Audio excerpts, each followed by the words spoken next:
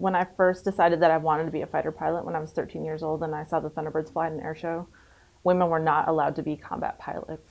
And so my dad took the history of the WASP and their amazing service and as an example for me for what I could do. So from a young age, I knew of my history as a female aviator and was extremely inspired by their story and their service and all the different aircraft that they flew. They flew everything that we had in our inventory, and that was like a great motivation for me.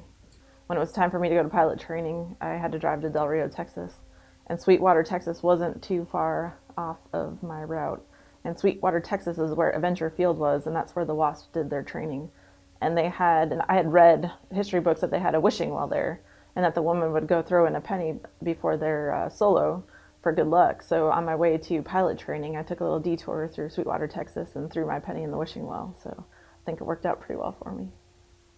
I recently had a chance to fly in a World War II Stearman, and the gentleman who owns it and restored it went back and through the logbooks and the history records and found that that airplane had flown in Sweetwater, Texas 70 years ago. And I sat there in my Thunderbird uniform 70 years after the women just like me, just 70 years ago, were flying that airplane, learning how to fly. And that was a great moment for me. It was something really special and exciting. I felt really honored, and I really felt their presence with me, and I've felt that way a lot throughout my career. But I have my FIFANELA patch with me, and it's been a long time. I can't remember, probably I was an instructor pilot. I've probably flown about 2,000 hours with FIFANELA on my knee.